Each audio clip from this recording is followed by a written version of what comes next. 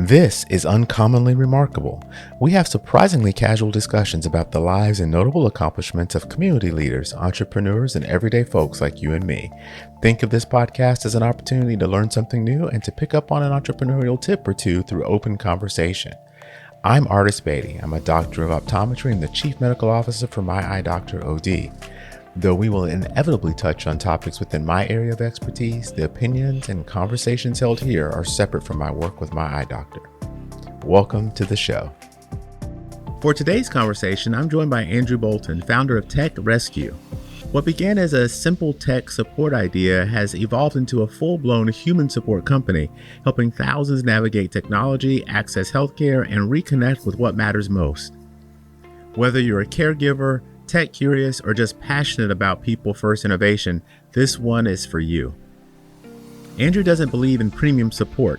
He believes help should be standard. In this powerful conversation, Andrew shares how Tech Rescue evolved from a late-night idea to a 24/7 lifeline for seniors and families struggling with technology and access. From helping patients book doctors and set up telehealth to guiding grandparents through gaming with grandkids, Tech Rescue proves that real human support still matters. Ladies, gentlemen, all you remarkable people, please welcome Andrew to the show. Andrew, welcome, my friend. Thank you for joining us today. It's going to be a really, really cool conversation because I have lots of questions about all the things that you've done. So again, thank you for taking the time to be with us. Thank you. Thank you for having me. So, we'll jump into a few things, but, kind of to set the background, we're going to talk a lot about Tech Rescue, which is really revolutionizing, changing the way people interact to get tech help. And I think there's some really cool things that you've done to set yourself up. I love how we say like it's revolutionary, and that's where the part where it's so. I want to argue with you so bad over this. It's not revolutionary. It's common sense. That's all it is. It's common sense. And I think that's fair. I think that's fair. But it's one of those things where there are a lot of things that you look at and you go, man, that is so sensible. Is the way that it should be. It just takes someone who thinks outside the box sometimes to get us back to those types of things. And before we hit the record button, we were talking a little bit about the fact that the human interaction is so different today than it used to be, and people are craving a little bit of that ability to get back to human interaction when it comes to things like seeking help. Yeah, because at the end of the day, there's just too much. There's just too much. So talk to me a little bit then about Tech Rescue. If we were not familiar with the company, the idea, what's happening, how would you sum it up and then and explain it to someone who's trying to figure you out? Tech Rescue simply is a 24-hour technical help support line. 24 hours a day, 7 days a week. You call 855-250-8586, and you get a real person on the phone. You have Bluetooth connectivity. You're trying to get skins on your latest adaptation of Star Wars, the Old Republic that got released. I have a complete story about 65-year-olds in this that will tie into that kind of idea, that kind of question where you were going. I could see it. But we gain access to your laptop, phone, or tablet, and then we take care of the problem right then and there. Easy peasy. So you get your time back. Instead of helping stop whatever you're doing, go and help mom with the printer. Go help your dad with, maybe a sports bet that you would rather be doing something else. We take care of it. Plain and simple. They call us up. We take care of it for them. We use a third-party encrypted source link that gains us direct access to the computer. Once that link is broken, we can't gain access to it ever again. And we're HIPAA certified, so we can also handle medical questions. So we can also help somebody, which is actually another interesting point. 14% of our senior citizens 65 and older in this country do not have access to any medical help whatsoever because of Maybe they're the last ones of their family alive and no one knows about them. Maybe they have records that are misled. Maybe they are, in an area where it's not easy to get to. There's a lot of different reasons, but almost 14% of our population doesn't have that. So with Tech Rescue, we've actually worked with our clients where we set them up with their Medicare information, which we're HIPAA compliant to be able to do so. We find who their local doctor is, set them up an appointment, set them up with an Uber, have an Uber pick them up, deliver them to their medical facility, have them Uber back and bring them home. And we actually can work with you on those prescriptions that could deliver directly to your door. Because we can now use technology for good and have help wherever you are in the world, we can help those people who don't have the ability to help themselves. That's pretty incredible because, as a clinician, one of the things that we deal with a lot is patient access, right? And so telehealth has really been able to allow people in communities, places where they would not be able to actually physically see a doctor, or they can't quite get out to see a doctor, to be able to have some medical care. So having that access puts them in a better position than they ever would have been. The barrier, though, it can be the technology. So if you are a senior, you're at home, you're trying to use telehealth, but you're not familiar with the ins and outs, you don't know if your device is set up properly. Stage one is really getting those devices to work so that then you can access what's available to you. And so that tie together is really, really cool because, I've listened to you in on other shows. I've read some about Tech Rescue. I did not know that you had already started using the technology to actually forward for the healthcare services, which I think is phenomenal. So our test pilot was in the Bronx. Single mother, 3 children, had a live-in grandmother, live-in her mother. Well, it's hard to take care of the kids, get to work on time, and also have that. So this was an introduction through friend of friends, and we got her a tablet. We had a prop stand, because every girl on the planet has 18 different selfie sticks. So we got her another selfie stick. So that makes now 19 or 20, however many now there are, because there's a selfie stick for everything now, but whatever. And we set her up from start to finish. She has her medication. She has her health insurance through a major provider here in the New York tri-state area. She has her doctor, and she has her local main hospital still in Manhattan. She had her Uber account set up, her pickup, her drop off, and she also had her prescriptions also picked up at the front desk by the bellhop, by the attendant to the front desk, and put it into her mailbox. And we had a full closure, so we had 100% success rate.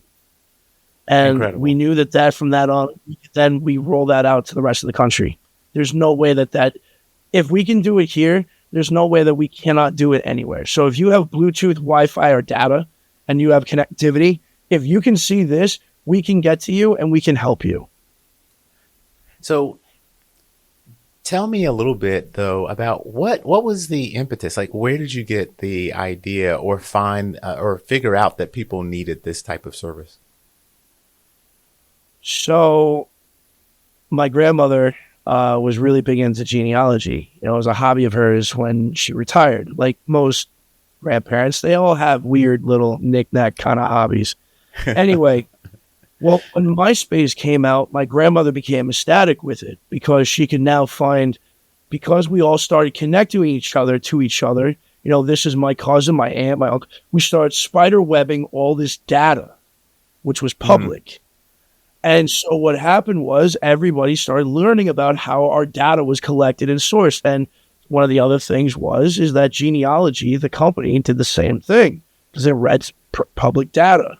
So all of a sudden, my grandmother set her up with a Facebook, a MySpace account when that was still there. And we would always get, how do you friend request? There was all these things. So you would stop whatever you're doing and go do that, which was never a simple, easy task.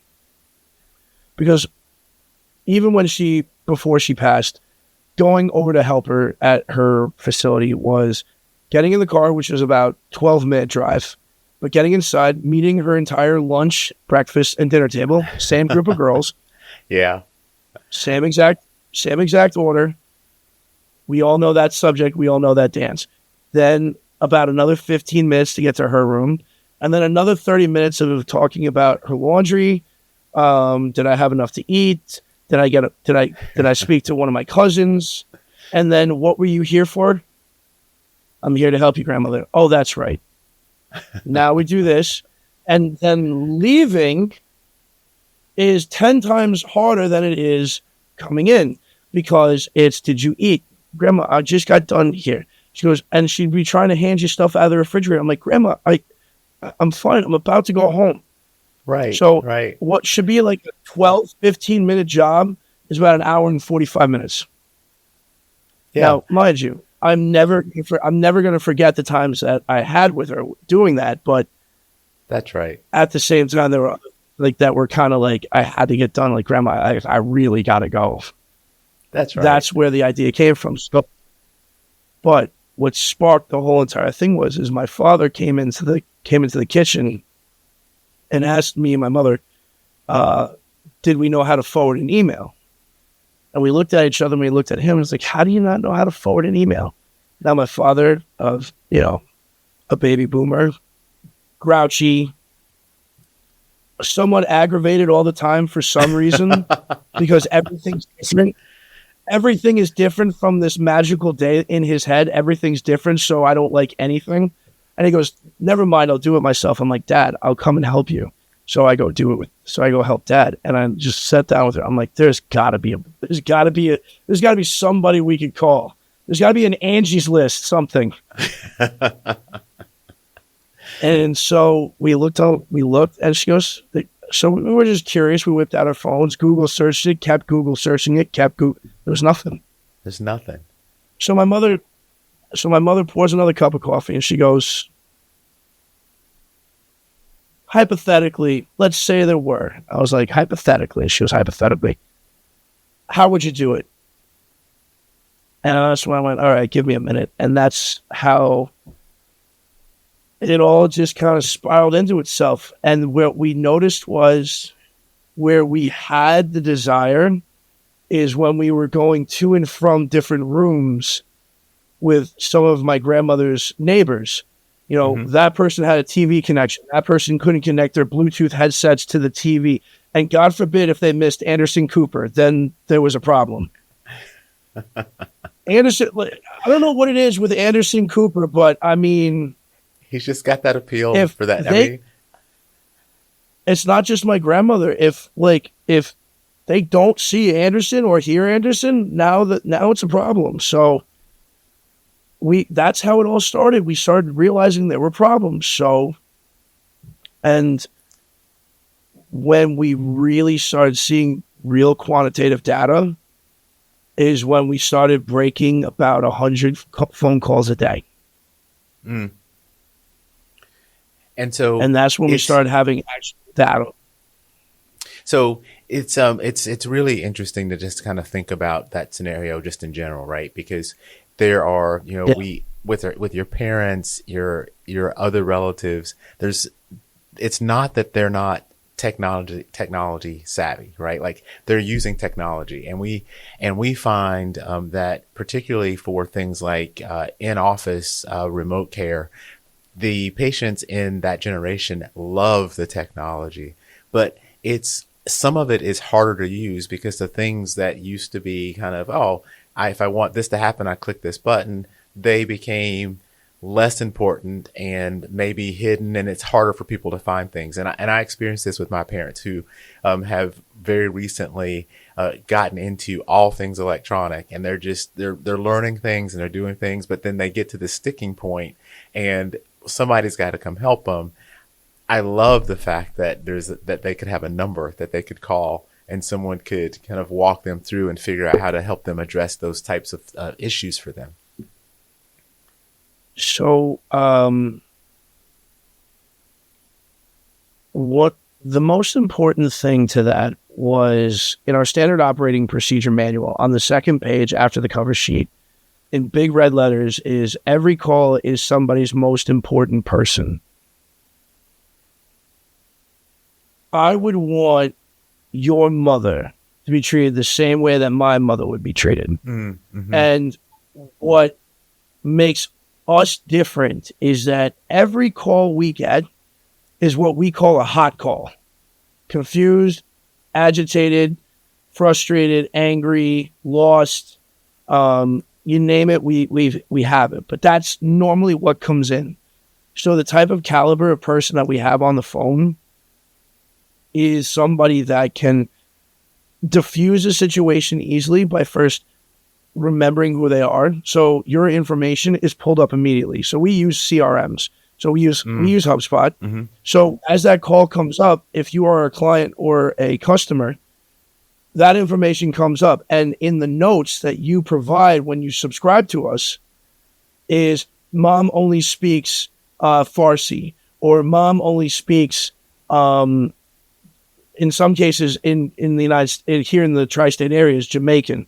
So, but there's two dialects of Jamaican. So we have that too. So, because when you get on the phone and you're speaking island Jamaican and you're a regular call center, that's a very, very, it's going to be a very confusing phone call. Yeah. So we treat that person the way that you would treat that person, because you're giving us that information. Like, mom's sometimes hard of hearing, so you're going to have to speak very slow. That's on the information. So it'd be, hi, Mrs. Anderson, how are you doing? Oh, wait. And then wait. And then, because that information is already there. Are the vast majority of your clients signed up by a relative, or do they sign, or what's your mix of they signed up themselves versus they were signed up by a relative? So so we don't contain any real information except just regular data points. So our typical age demographic that signs up is the age group of 37 to about 56 is that bell curve that subscribes. But then when we have our notes for our end users, it's in like the 72. Like the bottom end of the bell curve is about 60, but the end user is about 72. And it tailors off to about 89, 88, which I think is where we're seeing averages in terms of life expectancies are. But since we've only been around 2.5 years, I'd like to see like a 5-year, 7-year average, because also that could also tell us that data too could be also useful in terms of where we see this major gap in terms of technology usage, right? So if we're seeing our end user, if we're seeing our purchasers, right? Let's say 42 to 56, right?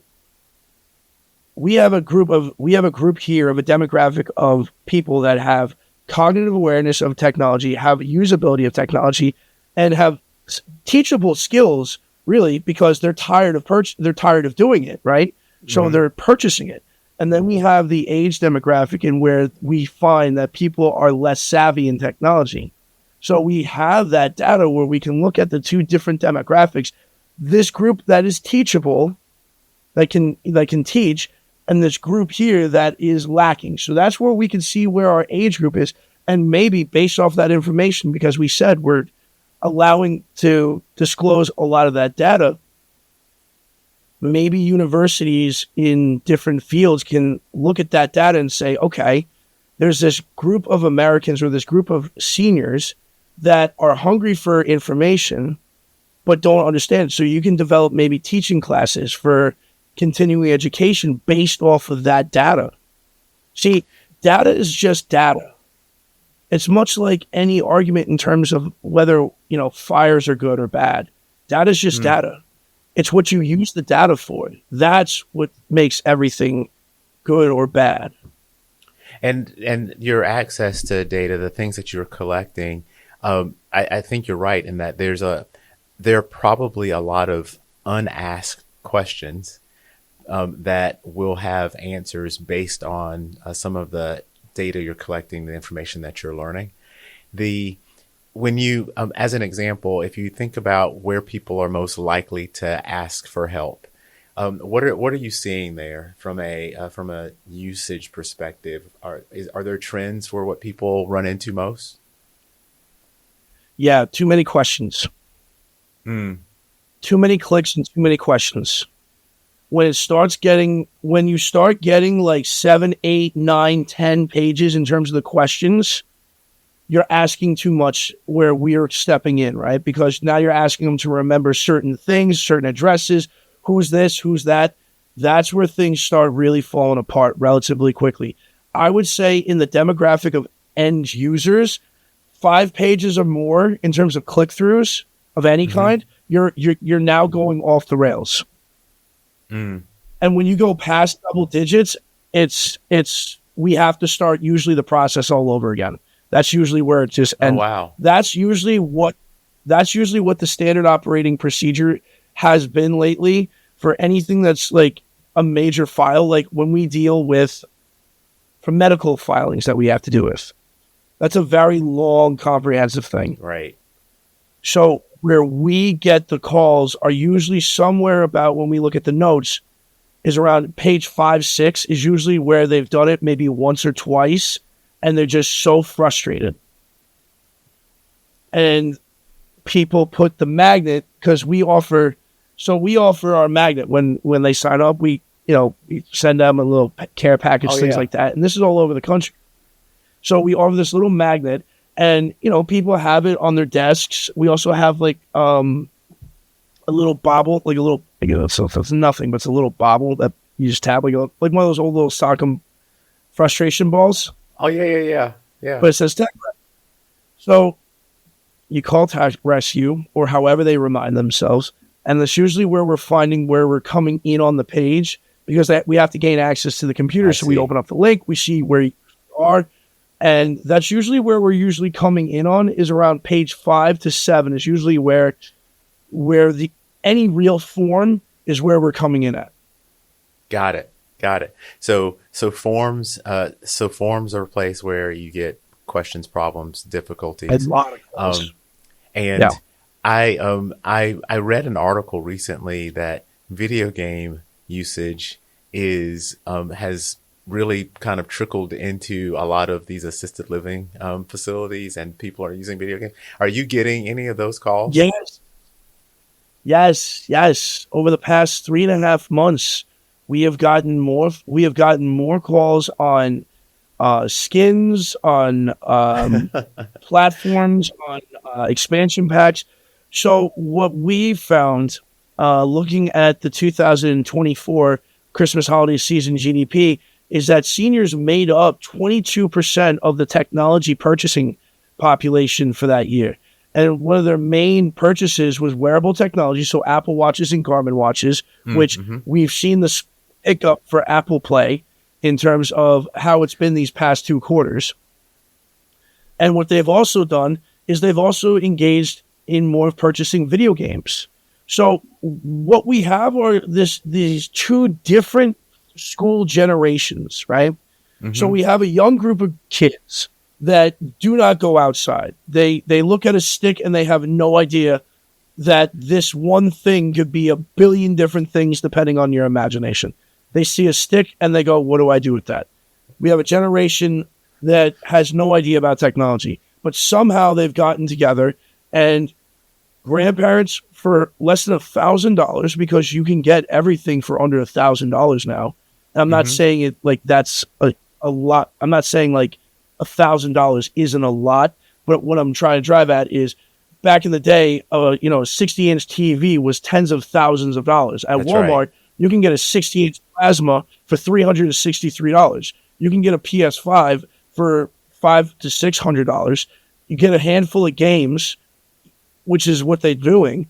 They're getting MLB and NBA 2K. They're getting Madden, and they're getting games that their kids are playing, and they're playing online with their grandkids when they come home after school. That's incredible. So at some of these homes, at some of these nursing facilities, we're setting them up so we can have your Amazon set up, right? So you have your Amazon delivery system, your Amazon, because you can hire people on Amazon to set up the TV. Oh, that's right. So as a third party, we're on their Amazon account, getting the TV, getting the PlayStation or the Xbox, getting a couple of games, getting the controller, getting the TV stand, getting the TV, and then hiring the team to do it, set up the day and time, and do it. We do that service. We're a carte blanche service. We're not a technology support company. We're a human support company. Well, really is what we do. And I think that part is just absolutely amazing, right? Because, because I think the starting point didn't include all these services, and then you started and you've just grown into all of these things based on the needs that you were want to know how what really actually kind of started it was we were just going to do like the simple things, but then somebody called me up on my cell phone saying that they had a woman that was trying to do a project, something similar to this but a little bit differently, setting up a home ring system and technology. And she said, I don't know how to help. I thought about it for a second. I said, wait, yes, we can. I said, yes, we can. And we said it. So I got two-way conference called in. I said, yes, ma'am. Hi, this is Andrew Bolton, the CEO of Tech Rescue. How are you? And I took over the call. I said, do we have access to the computer? She said, yes. I said, okay, we can help with this. And we did the test and we made it happen. So she was very, very helpful. And she called us to say that the package got delivered. She took a picture of it. She called us to say that the what was it? Husband for Hire, which was a local handyman service. Handyman service, came around, installed the ring camera, installed the camera and the button, tested it, and she called us and she sent a picture and I said, there we go. And it worked. We can do it. We can do it. If we have access to you, we can help you. And that was the idea that led to the medical idea, is that if we can do this, then we can do that. And that's where I think what I hope, not for the profit, because my mother donates a lot of our profits. There's a story behind that too. But what I hope is that if we can start doing a little bit of the opposite than what I did before in my past life, where we generated alpha for the sake of generating alpha. But if we can start doing some good while making a profit, then maybe we can start building the new formula that can start, because I think in my own personal belief, and this is just, and it doesn't have to do with business and it doesn't have to do with anything else, but I think in my own personal belief is that we've gotten very comfortable at making money the fast and dirty way. And we have everything around for it. Don't tell me I'm wrong, because take a look at what's going on around you. Yeah. If you feel good about any company, please. What I'm trying to drive at is, it's a great point. If we can start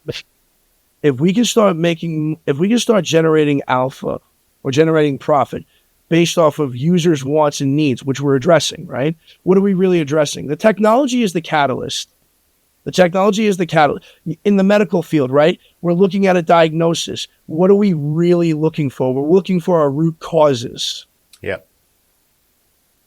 What do we solve? Our root cause is that we are completely disconnected and we are numb to society. So a company like mine should not exist. Why? Because if we were actually connected to one another, my service wouldn't exist. Yeah.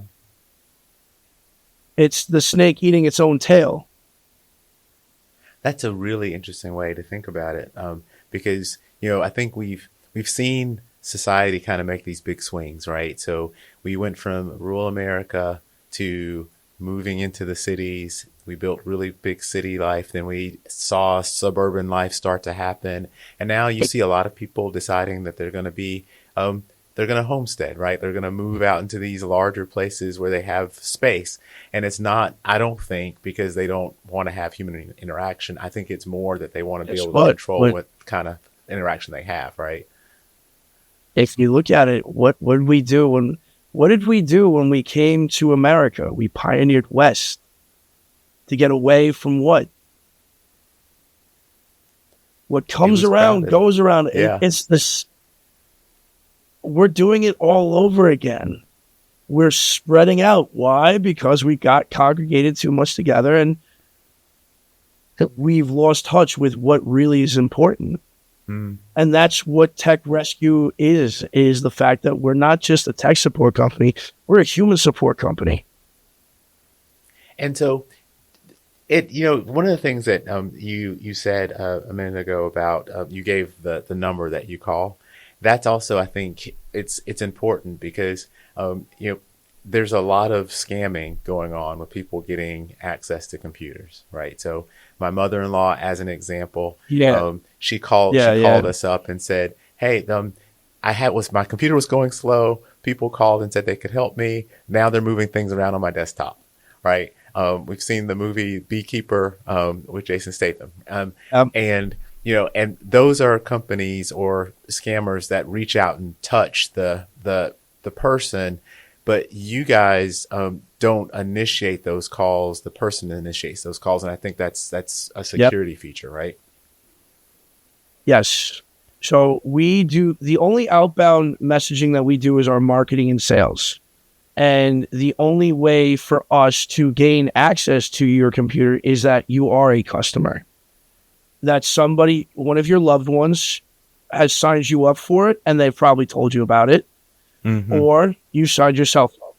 And the only way for us to begin that process is that you yourself call and ask for help, and you already have whatever it is open, and then you would receive our message from us, and then you would click the link, and then we would then gain access to it. And once we break that connection, we cannot gain access to that computer or that device ever again. Well, I think that's key for a lot of reasons. From a safety perspective, it's key, but it also is a great thing for people from a communications perspective, in that if I'm going to tell my loved one, hey, you can have, we're going to get you some support, but you have to call, be very aware that they're never going to come and access your computer or call you to access. I mean, it just sets up this different thought process for the person so that they are more aware of what could happen. And one of the things that we try to do as much as possible is educate. So anything that comes even across my desk. So on our social media pages, there's screenshots of my computer seeing our American Express company, email card, coming in saying, a charge point of like 100,000 points has been charged against your account. And I'm like, wait a minute. And you look at the email address and I'm like, no, that's the wrong email address. So we take a screenshot, highlight what you really see, not some pretty, design, which we do make our marketing stuff pretty. But my point being is that even I get them. And if I'm getting them, your family and your loved ones are getting them. And we're doing as much as we can to help identify the people that are doing it and showing what to look out for. Because at the end of the day, if you don't recognize it and you don't know it, don't touch it. That's the best thing I can ever say to anybody. If you don't recognize the name or you don't recognize anything about it and it just doesn't look right, don't touch it. If it's really important, they'll send it again. Fantastic and super sound advice. So, it feels like you've been expanding the capability, the services that you are able to offer. Looking forward, what's next for you? So one of the things that we're looking forward to next in this particular side of the healthcare side is by 2030, 2035, they're expecting around the third, fourth gen of smart health technology, such as smartwatches, which are supposedly supposed to have these microscopic needles that will be able to read glucose and sugar levels instantaneously and then be able to send that data directly to a, let's say, Google Cloud type of service for your healthcare provider. Mm-hmm. If we can start getting, and I know data is this topic that is scary for a lot of people, like, oh, they're collecting our data. Yes, that's a scary thought. But let me put it also in another way. As data is collecting in real time across a mass population, right? Let's say half the country. Okay. If we start seeing recognizable patterns, whether it's food, water, activities, environment, we can start identifying key metrics or key indicators that can, one, help create either medicine or help create maybe regiments or plans or even procedures based off of what we see in real time. Absolutely. And that was That going to be my data point. is what Yeah. is going to lead to the future of future medicines, future procedures. So, for another example, we have these new heart devices being produced.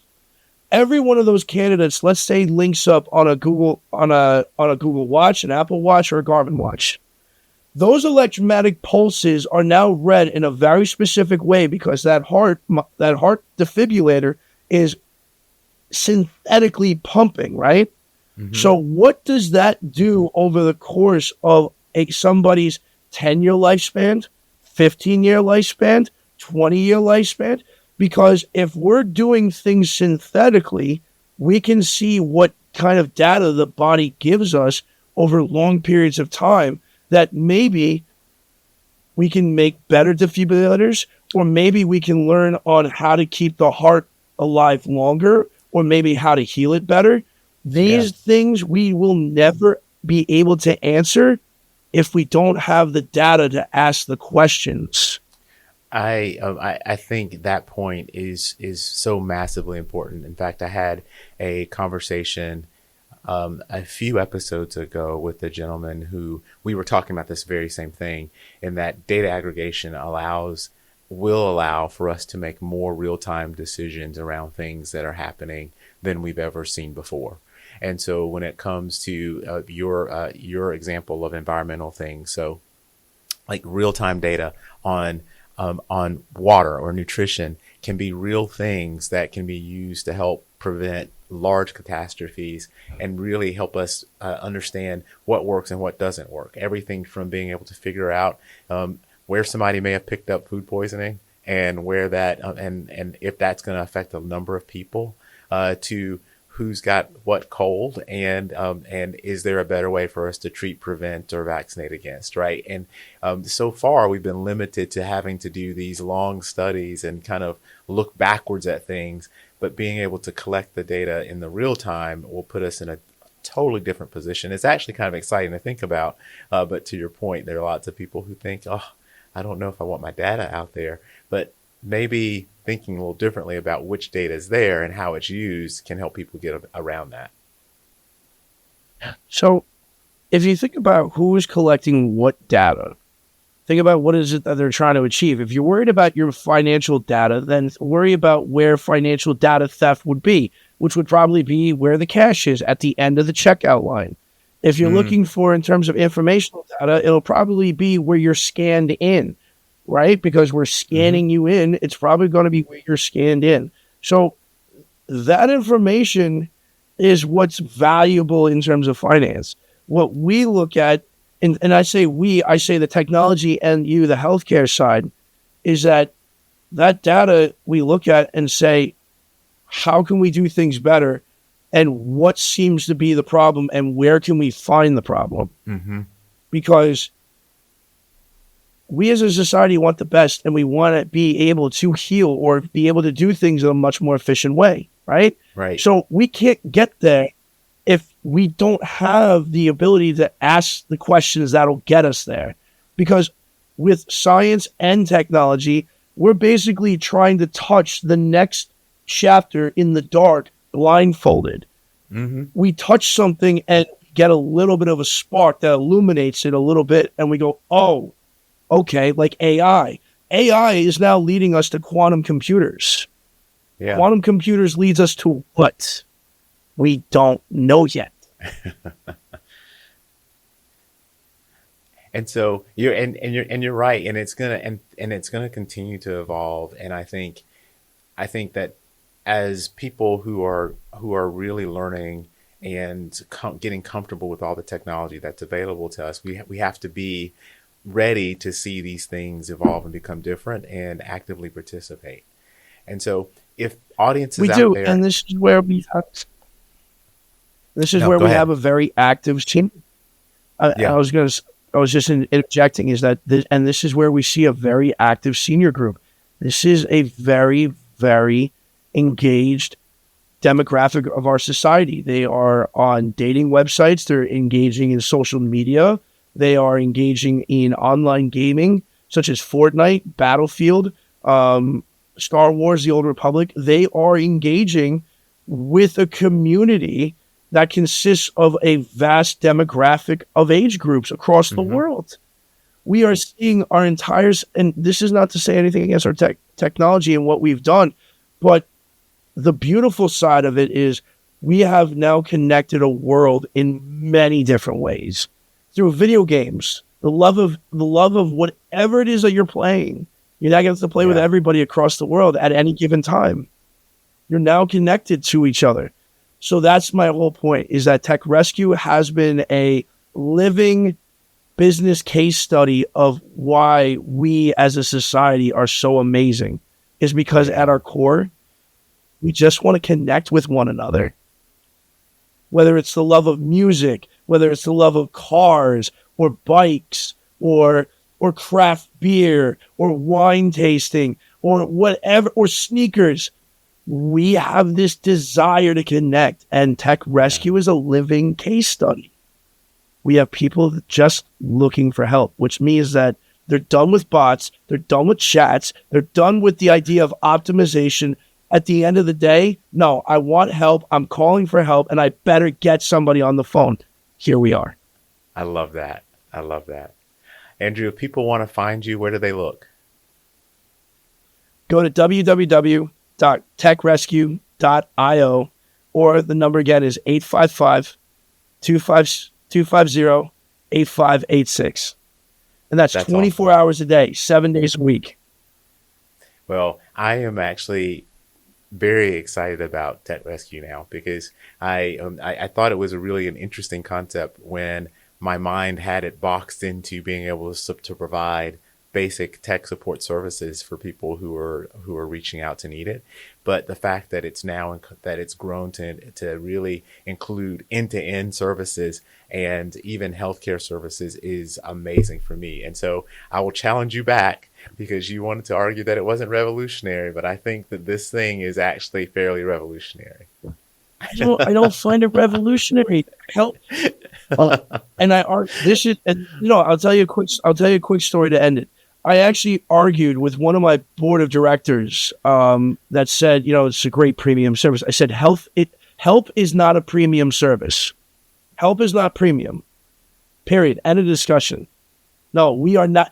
If there's a line that we're going to stop at, because, the old joke is like, how the world's gone crazy, where's it going to stop? Well, my line in the sand is help is not a premium service. Love that. We're helping you save time, but help, the aspect of us trying to adapt to meet the needs of our clients, no. That we do not consider that premium. That is standard, because how I treat your mother is how I treat my mother, and how I would want one of my call agents to handle to deal with. Listen, fellas, I know she's a lot to deal with. I know, but I can't be the only one that handles mine. That's excellent. Andrew. But the point is that that's not a premium service. That's standard across the board. Period. End of discussion. Well, thank you so much for spending some time with us, because I think this is absolutely amazing. And I really appreciate just talking to you about it. Your passion comes through. And I wish you all the success. And hopefully you'll continue to touch people that really do need the help. We're here for as long as people need us. That's basically it. Perfect. If you've made it this far, then I have to thank you for your time. I hope you learned something new and enjoyed listening to the discussion as much as I enjoyed having it. I'd love to hear from you about the show, because we're working hard to bring you great content, and the feedback helps us get better. Let's do that one more time. I want to change the phrasing. If you've made it this far, then I have to thank you for your time. I hope you've learned something new and enjoyed listening to the discussion as much as I enjoyed having it.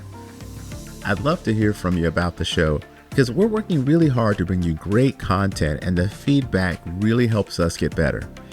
If you like what you've heard or watched, for those of you who are streaming out on YouTube, then take a split second to give us a thumbs up or a like. It really helps other people like you find the show too. And no one likes to miss out on the good stuff, so go ahead and subscribe and hit the notification bell so you don't have to wonder when or if there's a new episode.